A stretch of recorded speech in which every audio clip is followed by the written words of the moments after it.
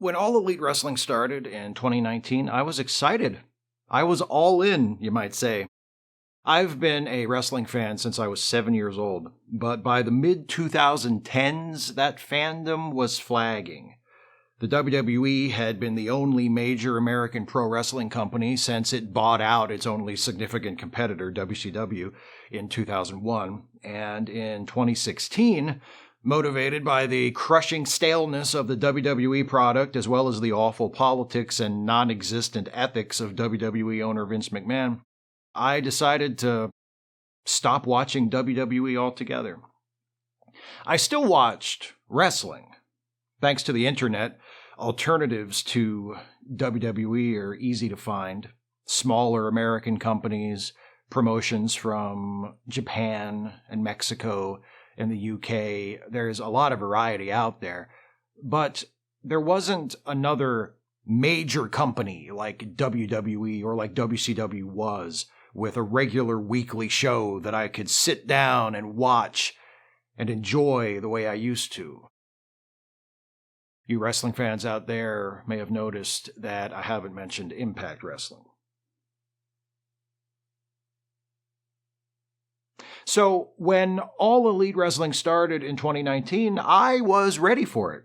A brand new wrestling company with a roster full of talent that I'd never seen, or at least never seen very much of, plus a few familiar faces who'd made the jump from WWE: Chris Jericho, Jon Moxley, formerly known as Dean Ambrose, and my personal favorite, Cody Rhodes, who had left WWE a few years before, made a name for himself on the independent circuit, and was now one of the founding stars of AEW, alongside the tag team, the Young Bucks, Matt and Nick Jackson, and Kenny Omega, who had been a star in Japan for the previous few years. Cody, the Bucks, and Omega, along with their buddy Hangman Page, called themselves the Elite. The company was named after them, and Cody, the Bucks, and Omega were not only wrestlers, they were also executives in the company, which was owned and run by Tony Khan, whose family also owns franchises in the NFL and the Premier League. So this all looked pretty good. A wrestling company with wrestlers in top positions, owned and operated by a guy with a background in legitimate sports? Bring it on. And for the first year or so, I dug it. It was fresh. It was energetic. It was definitely not WWE. The matches were often too heavy on acrobatics and too light on psychology for my taste. The matches and storylines, particularly those involving the Elite themselves, sometimes felt over the top and self-indulgent. The company was stylistically incoherent, and the storytelling was so sporadic and disjointed that it barely felt like it existed a lot of the time. But the novelty and the obvious enthusiasm of everyone involved pulled me along and kept me interested. And there was some genuinely good stuff mixed in amongst the chaos. Cody's storylines and big matches that first year or so were mostly excellent. His match against his brother Dustin at the first AEW show, Double or Nothing, is still one of the best matches in the history of the company. The World Tag Team title match between the team of Kenny Omega and Hangman Page and the Young Bucks at the Revolution pay-per-view in February of 2020, AEW's last major show before the COVID-19 pandemic hit full force, was another classic among the very best matches the company has ever presented. Hikaru Shida's run as AEW Women's World Champion was terrific, with solid matches week after week. Jon Moxley's first run as AEW World Champion was also a highlight for me. But as time went on and the novelty wore off, the flaws in AEW's wrestling product became more and more apparent. The things about it that I had liked, Moxley's title reign, Cody's stuff, started to fade into the general creative dissonance that was ultimately AEW's only defining feature. Moxley lost the title to Omega for no reason other than Tony Khan apparently decided it was Omega's turn. Omega's world title reign lasted nearly a year, during which almost nothing of interest or note happened. Cody's storylines began to suffer as well, culminating in a catastrophically miscalculated feud with Anthony Ogogo, Cody's attempt to carry on an old-fashioned American hero versus foreign menace feud. Ogogo is from the United Kingdom, not exactly a hostile nation, so the whole thing felt hollow and more than a little forced. By the summer of 2021, the bloom was off the rose. AEW had lost its new car smell.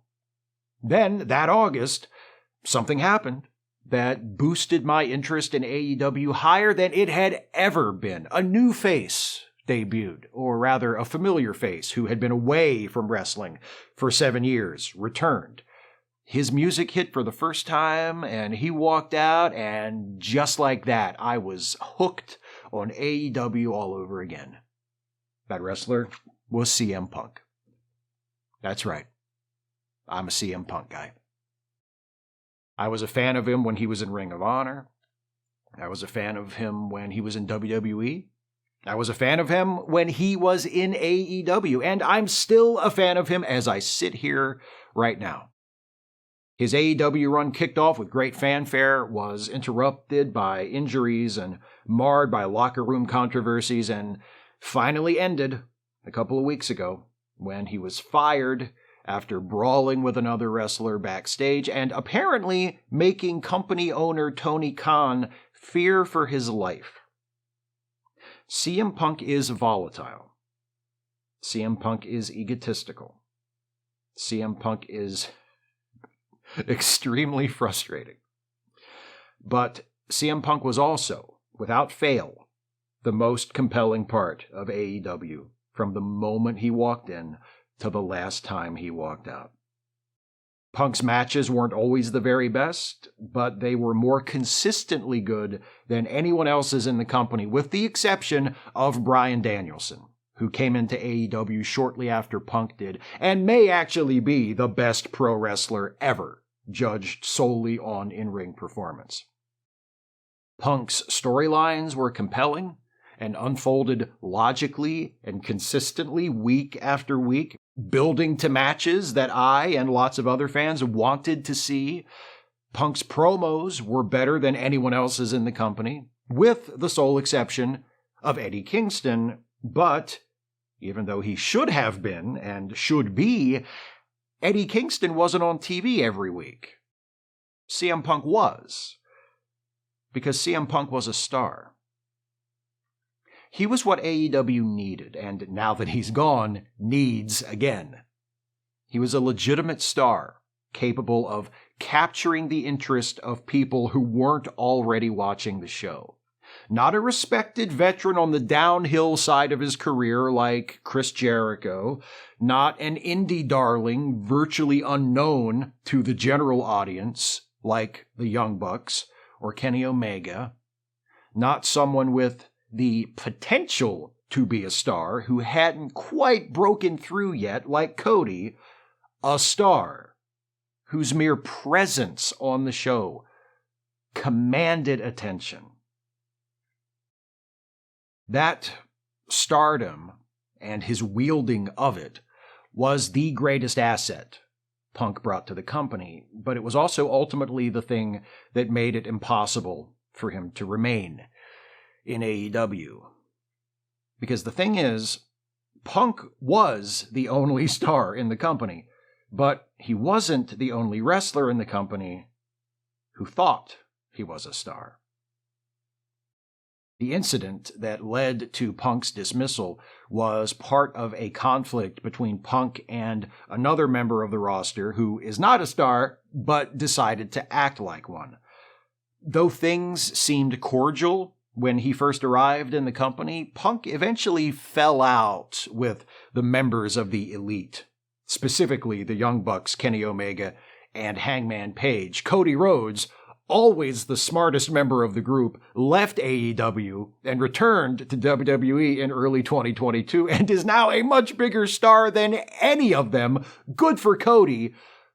Punk's tensions with the Elite, which were rooted in a couple of different things, some behind the curtain stuff, some stuff that had happened on TV, boiled over during a press conference following last year's edition of the All Out pay-per-view when Punk got a lot of stuff off of his chest, including his feeling that Hangman Page, whom he had faced for the world title earlier in the year, and who had made several comments to Punk during a promo leading up to their match that referenced real-life locker room issues and had nothing to do with their on-screen storyline, was an empty-headed fuck, and that he worked with children. After that, a fight broke out in Punk's locker room between Punk and his friend and trainer Ace Steel and the Young Bucks and Kenny Omega. They were all suspended as a result, and Punk, who had also suffered an injury during his match that night, was not seen or mentioned on AEW TV for 10 months. When Punk finally returned this past June, he was basically given his own show, Collision, which airs on Saturday nights. Collision was Punk's domain. He was the top star. The wrestlers who appeared on the show were wrestlers he got along with and believed in, and the creative direction of the show, if not outright determined by Punk, was at least strongly influenced by his input. Not coincidentally, Collision immediately became the best of AEW's weekly TV shows. The matches were better. The storytelling was consistent and sensible.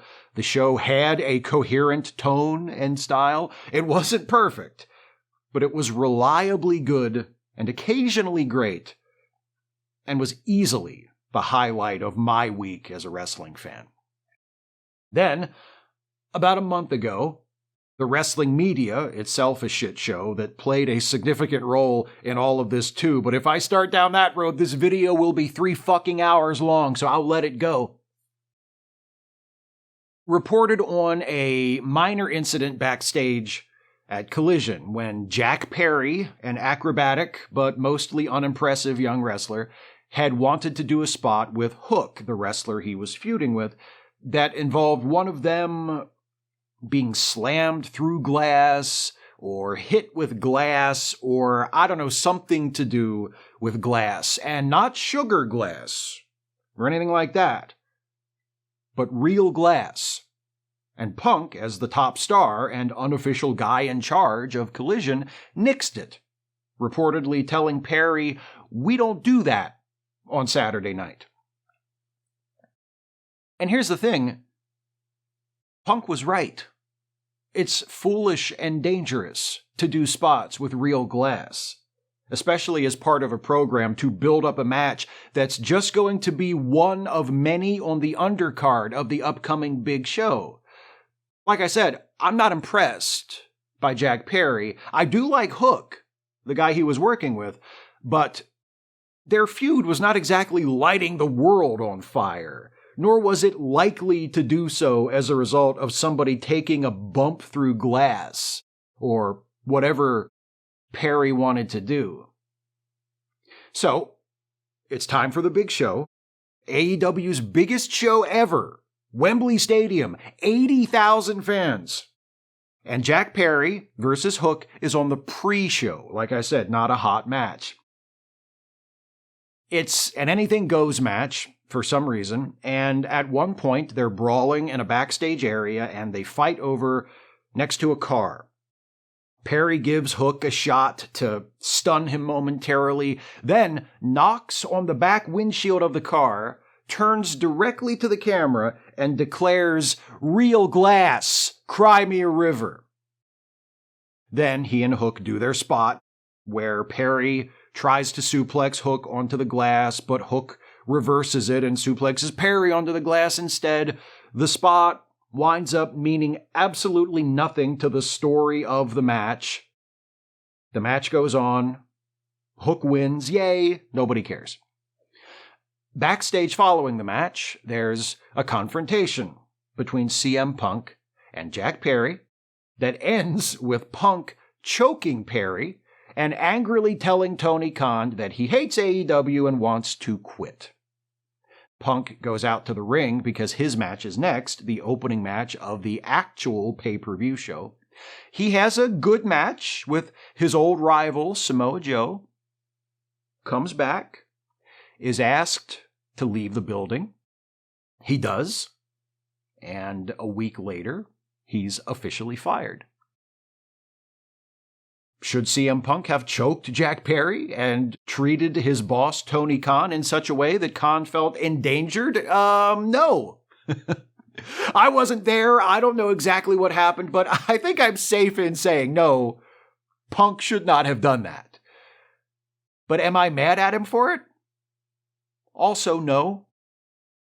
Punk did the wrong thing. He handled the situation badly, but I get it. Jack Perry is nobody. Jack Perry is a guy on the show. If he disappeared from AEW tomorrow, it would make no difference whatsoever. It wouldn't hurt the company creatively or financially. He's a non-entity. He wanted to do a dumb spot on Collision. Punk told him not to, and he was apparently so aggrieved over this that he had to take time out of his match at Wembley Stadium to publicly talk shit to Punk about it in a way that made absolutely no sense to anyone watching who wasn't a sad online wrestling mark like... Punk wasn't right to get physical with Perry, but he was right to be upset. I would have been upset too had I been in Punk's shoes. Some petulant kid 2 steps removed from being a backyard wrestler pissed at me, a veteran and the top star in the company, because I didn't let him do something dangerous and foolish, calls me out on camera in the middle of his match, which he's lucky to even have on the show. Fuck that. Punk overreacted, as he often does, but he wasn't reacting to nothing. One of CM Punk's favorite wrestlers, as Punk himself has said many times, is Bret Hart. The excellence of execution. The best there is, the best there was, the best there ever will be. In 1997, at the peak of his stardom, Bret Hart left WWE, or the WWF as it was called then, for rival WCW. He was arguably the hottest commodity in pro wrestling at the time, and his acquisition was a major coup for WCW, which was not only challenging, but surpassing the WWF as the #1 American wrestling company for the first time. Bret Hart came into WCW with much fanfare, was the object of a lot of very intense interest from the audience, which was much, much larger then than the audience that watches wrestling now. And within a few months, Bret Hart had become part of the wallpaper. He was just another guy on the show. Once, in an episode of WCW's flagship weekly show, Monday Nitro, in an ultimately futile attempt to turn his real-life frustration into an effective storyline, Bret Hart declared, "I came here to earn a reputation, not to lose one." It's easy to imagine those words ringing in CM Punk's ears as he walked through the curtain for the first time on an AEW show. CM Punk came to AEW to be a star, to be the top star, not to suffer disrespect, not to take shit, and not to be just another guy on the show. And he was a star, the top star, for a time. Of course, it would have been better for everyone if he weren't so defensive, if he weren't so thin-skinned, if he weren't so easy to provoke. CM Punk is a man of many faults, and he is far from blameless in the events that led to his departure from AEW. But while he was there, the company was better for it.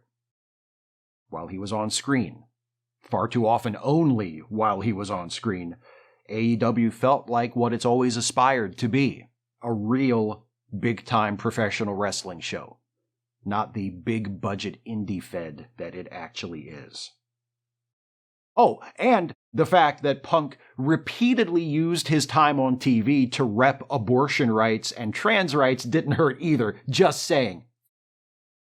There is a lot of genuine talent on the AEW roster. I already mentioned Bryan Danielson, perhaps the greatest in-ring performer ever in the wrestling business. He's still there. When Jon Moxley decides to actually wrestle, instead of following his terrible instincts and indulging in deathmatch horseshit, he's good too. So is Samoa Joe, and Claudio Castagnoli, and Eddie Kingston, and Powerhouse Hobbs, and FTR, and Hikaru Shida, and Tony Storm, and Willow Nightingale, and Darby Allin, and Hook, and Ricky Starks, and The Acclaimed, and Jay White, and Juice Robinson, even Orange Cassidy. I know a lot of old school fans don't like him, but I don't have a problem with him. And others. Most of all, the current AEW World Champion, MJF, who is well on his way to becoming a huge star. But out of all of those, only Punk was willing and able to insist when he was on that the rest of the show rise to meet the level of his talent. He had problems. He was the object of much discord, though I suspect not actually the sower of it nearly as often as his haters insist. But AEW was better while he was there. Now he's gone, and so am I. As I said way back at the start of this monologue, which feels like it's run on as long as an AEW pay-per-view, I apologize for that. There's lots of wrestling out there to watch. Now that Cody Rhodes wrestles there again, my antipathy toward WWE has waned significantly, so I can watch that, and I have been here and there. There's always New Japan. Besides that, there's the current incarnation of OVW, and the various shows affiliated with the United Wrestling Network, and many other modest, independent wrestling promotions whose stuff you can find for free or at relatively low cost online. And while these smaller shows don't have the production value or the talent of a major promotion, at least I can watch them and rest easy knowing that if by some miracle CM Punk walked in wanting to wrestle for them, they couldn't possibly fuck it up as quickly or as completely as AEW did. Tell me when I'm telling lies.